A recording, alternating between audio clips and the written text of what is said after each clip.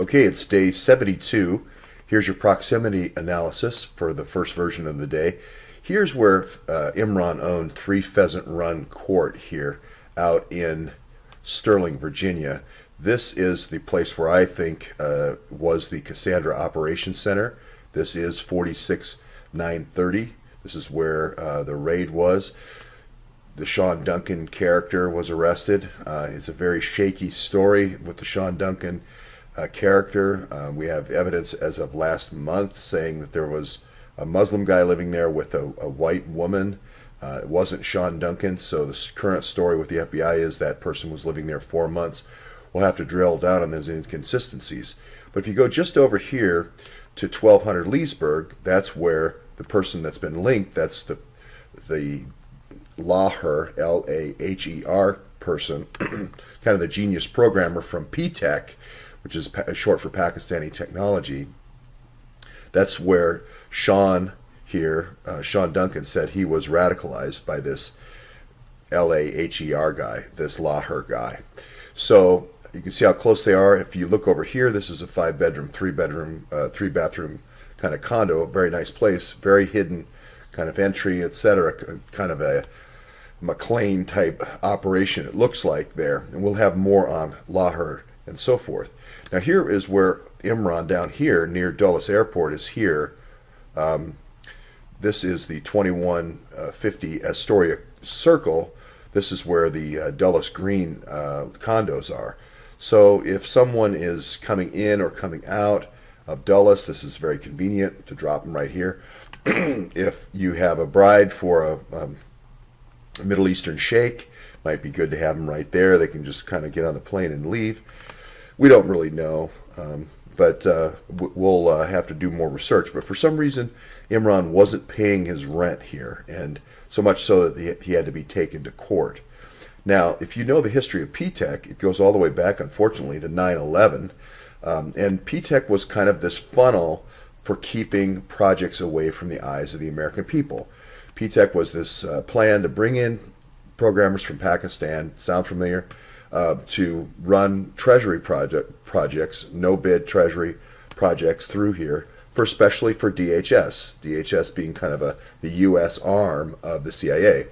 And this company down here, Brilliant, I think, is the kind of the newest incarnation of P-Tech. Brilliant writes this application called PACS, P-A-C-T-S 2. I don't know who wrote PACTS 1 for DHS, but I believe it's going to be P-Tech. Now, a lot of folks have speculated that P-Tech is now Go Agile.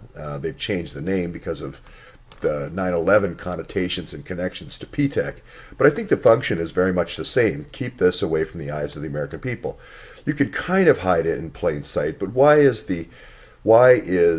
DHS doing a logistics program when the independent shipping companies do their own? Well, it's so that they can have end-to-end shipping under video surveillance for themselves. Why would they want that? Well, you can imagine if you were running a gun for drugs network, that would be a very handy item indeed, especially if you were also using a uranium and doing an illegal trade in uranium at the same time. You would want that capability, and that's exactly the capability that I think these Navy logistics, or I'm going to call them the Navy kids, the Navy guys, have put in here and are being run and being paid for by the U.S. taxpayer. So there's your logistical analysis. Now there is one other interesting thing, and I've talked to a few people who work here at this Claude Moore farm.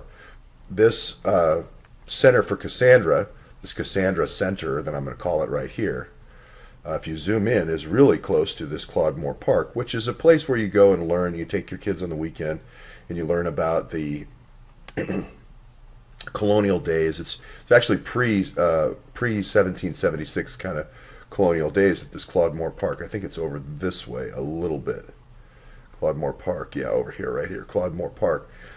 Well, now this is CIA folklore, and I'm not going to say that this is reporting, but these parks are typically, nice use during the day, and then at night they have covert use. When you want to train operatives that are coming in for finding and chasing people, this is the Hunger Games situation.